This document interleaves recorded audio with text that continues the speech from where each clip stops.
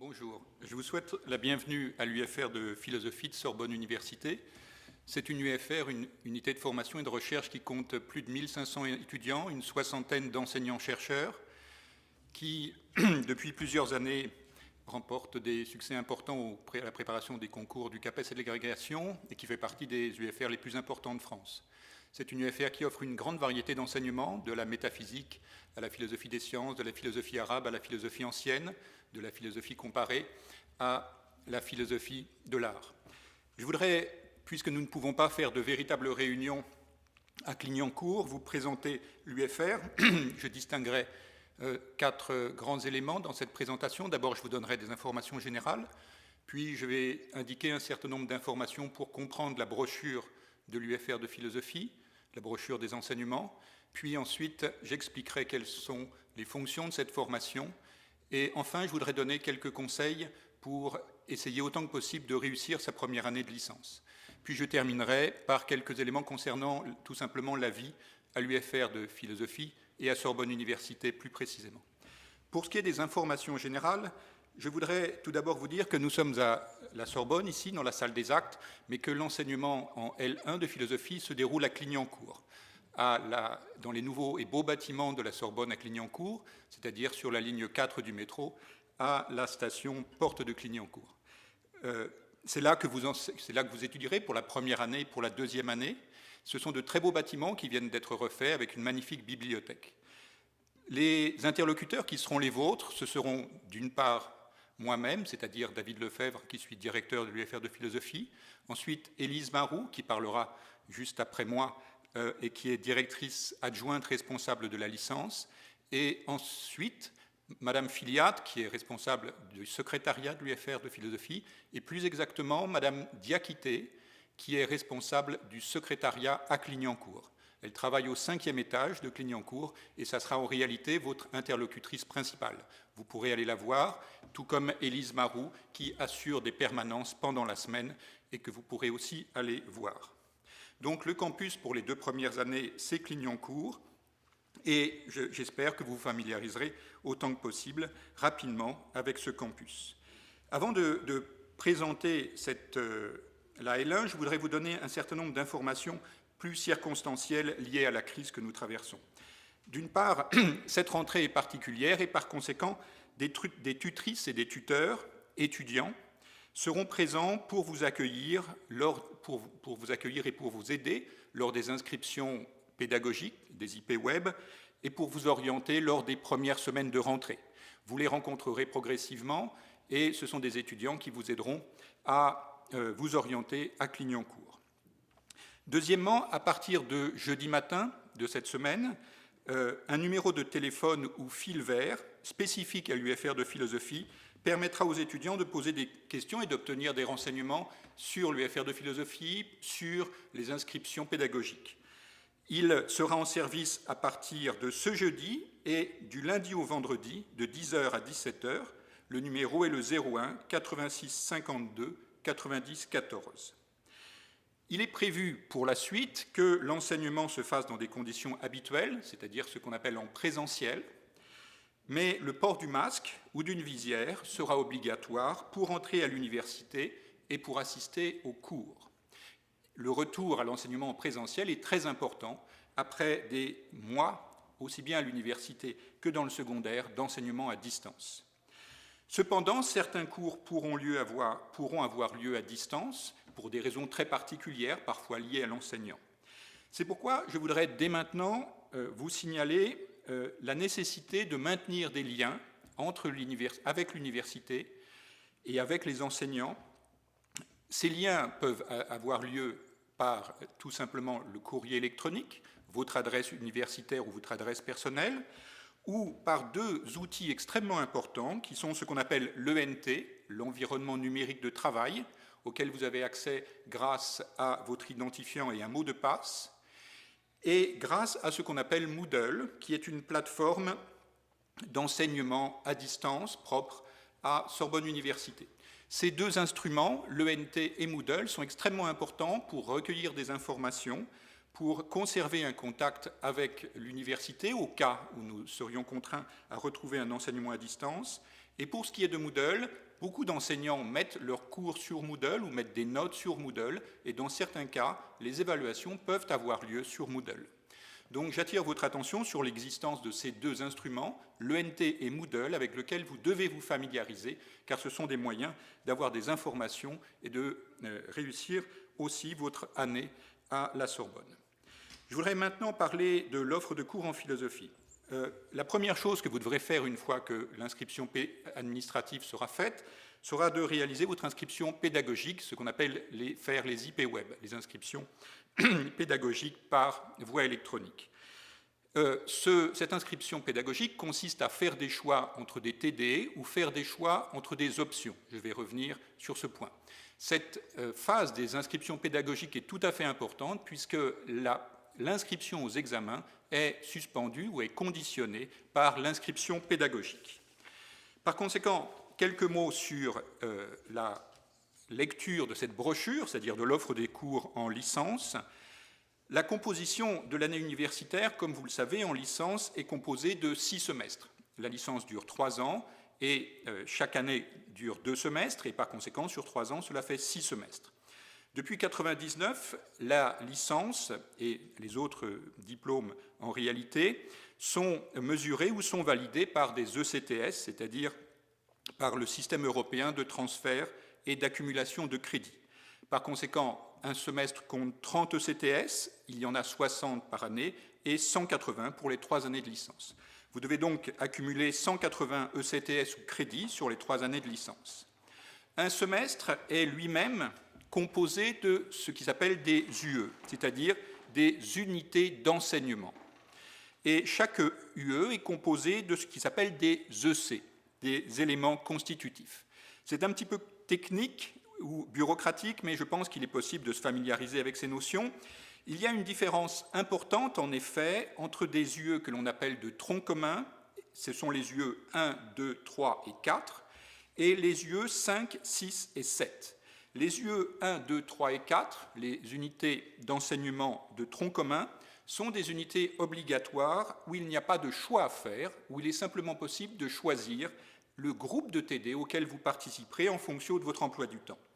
Les UE 5, 6 et 7 sont des UE d'option. L'UE 5 est une UE d'option interne à l'UFR de philosophie qui vous permet d'approfondir certaines parties de la philosophie.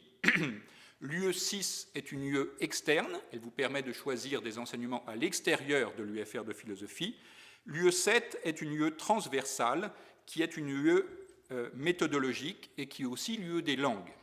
Ainsi, pour cette année, l'UE 1, qui est une UE obligatoire de tronc commun, est l'UE de philosophie générale. Le cours s'intitule « Définir la philosophie ». L'UE 2 est une UE d'histoire de la philosophie sur 2 cartes. L'UE 3 est une UE consacrée à la pensée critique, c'est-à-dire la pratique du raisonnement et de l'argumentation. L'UE 4 est consacrée à la philosophie politique. Le cours portera sur la démocratie. On comprend bien la différence, le sens de la différence entre ces UE. À partir de l'enseignement universitaire, en effet, il faut vous familiariser avec le fait qu'en philosophie, il y a des parties ou des sous-parties de la philosophie, par exemple ce dont j'ai parlé, la philosophie politique et éthique, la philosophie des sciences, la philosophie de l'économie, la philosophie de l'art, la philosophie comparée. Et au sein de l'histoire de la philosophie, il y a, par exemple, l'histoire de la philosophie antique ou ancienne, l'histoire de la philosophie médiévale, l'histoire de la philosophie moderne, l'histoire de la philosophie contemporaine. Par conséquent, il est nécessaire à partir de là qu'il y ait différents types d'unités d'enseignement, et en plus de ces unités d'enseignement consacrées aux parties et aux périodes de la philosophie, il y a aussi des enseignements de langue anciennes et vivantes qui sont indispensables pour se familiariser avec la philosophie. J'attire votre attention sur ce point, sur l'existence d'un enseignement de parcours de philosophie antique qui permet aux étudiants, dès la L1 et jusqu'à la L3, de se spécialiser dans la formation en histoire de la philosophie ancienne, avec un accent sur les langues grecques et latines. Ainsi, cela montre la variété et l'ampleur de l'histoire de la philosophie, mais aussi l'ampleur et l'importance des moyens et des techniques nécessaires pour mettre la philosophie en pratique. Deuxième point, quel est l'objectif de cette formation ? L'objectif de cette formation est de vous donner les bases d'une formation complète aux connaissances et aux outils fondamentaux en philosophie, aussi bien du point de vue des contenus de connaissances, c'est-à-dire de la connaissance des doctrines, que du point de vue de la méthode de réflexion.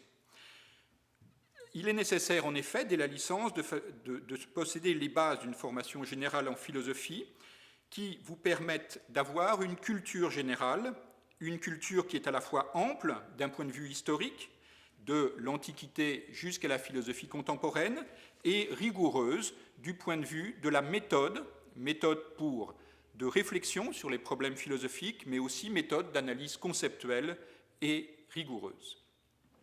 La formation de la licence est une base pour la formation ultérieure au niveau du master, et c'est aussi une condition pour la réussite au concours de recrutement d'enseignement du secondaire, tel le CAPES et l'agrégation.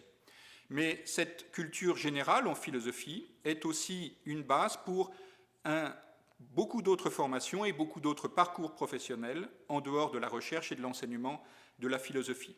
C'est une école de rigueur de la pensée et de son expression. Ce qu'il faut apprendre pour terminer sur ce point est une éthique scientifique, autrement dit une honnêteté intellectuelle. Vous serez conduit à rendre des DM, des devoirs à la maison. Il est tout à fait nécessaire de ne pas considérer que le DM est une occasion de resservir au professeur un matériel prélevé sur Internet. J'attire de ce point de vue votre attention sur le fait de ne pas vous livrer à la facilité du plagiat, c'est-à-dire d'utiliser, sans les citer, un matériel prélevé sur Internet ou sur d'autres supports. Quelques conseils pour réussir votre année de licence 1. Vous savez qu'il y a un certain nombre d'échecs entre le premier et le deuxième semestre de la licence, entre la première année et la deuxième année de licence. Je voudrais attirer votre attention sur le rythme particulier de la licence en général. Il y a une différence entre le CM, le cours magistral, et le TD, les travaux dirigés en général. Les CM sont des cours magistraux qui ont souvent lieu dans des amphis. Le professeur parle, les étudiants écoutent, prennent des notes, peuvent poser des questions. Il y a parfois 100, 200, 300 étudiants.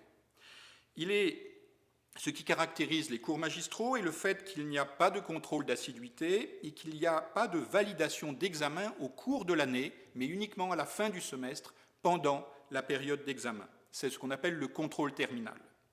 J'attire votre attention sur le fait que les conditions d'enseignement dans les CM ne doivent pas vous encourager à un relâchement de la discipline. Le cours magistral n'est pas un supermarché ni un hall de gare. C'est un cours de philosophie comme les autres qui oblige au respect de l'enseignement et des autres étudiants. Les TD sont des enseignements en groupe plus petits qui permettent un travail sur un objet plus circonscrit, un texte ou un livre, et qui doivent permettre aux étudiants de participer davantage. Ils ont deux caractéristiques, le contrôle d'assiduité, 3 absences non justifiées valent un 0 sur 20, et deuxièmement, c'est dans le cadre des TD qu'a lieu la validation du contrôle continu. Cela veut dire concrètement que c'est dans le cadre du TD qu'ont lieu les examens écrits et oraux pendant le semestre, sauf pour les étudiants dispensés d'assiduité. Pour les étudiants en régime normal, la validation des UE de tronc commun se compose pour moitié de la note obtenue en contrôle continu dans le TD et à 50% de la note obtenue en contrôle terminal par le CM. De manière générale, il est donc tout à fait nécessaire de travailler tout au long de l'année et de ne pas attendre le moment des examens. Le rythme de l'année universitaire est particulier, il y a moins d'heures de cours souvent qu'en terminale, mais il ne faut pas attendre le dernier moment pour travailler, il faut travailler régulièrement pour mettre tout le semestre à profit pour que la licence soit véritablement utile. Notamment, il est nécessaire de lire les textes des auteurs utilisés ou mentionnés dans les différents cours, et donc d'aller en bibliothèque. La bibliothèque de Clignancourt est toute neuve et comporte un fonds important en philosophie que vous apprendrez à découvrir. Le travail personnel compte donc beaucoup dans le résultat de la licence de philosophie. Cependant, il est possible que vous rencontriez des difficultés et par conséquent, il faut réagir vite. Vous pouvez faire appel à un tuteur ou à une tutrice pour vous donner une aide individualisée sur des problèmes spécifiques, des problèmes de doctrine, des problèmes de méthode pour la dissertation ou pour l'explication de texte. Les tuteurs ou les tutrices ont des heures de permanence qui sont signalées à Clignancourt. Ils sont aussi joignables par courrier électronique. Vous pouvez solliciter Julie Cheminot, responsable des tutrices et des tuteurs, dont l'adresse de courrier électronique figure sur le site de l'UFR. Il est aussi possible d'opérer une réorientation entre les 2 semestres au cas où vous rencontreriez des difficultés trop importantes. Dernier point concernant la vie à l'UFR et à Sorbonne Université, je vous rappelle qu'il existe une référente concernant la lutte contre les discriminations, qui est Gaëlle Perriot-Blais, au cas où vous vous sentiriez vous-même victime de harcèlement ou de discrimination au sein de l'UFR ou de la Sorbonne. Par ailleurs, je vous rappelle aussi qu'une psychologue assure une permanence sur le site de Sorbonne Université.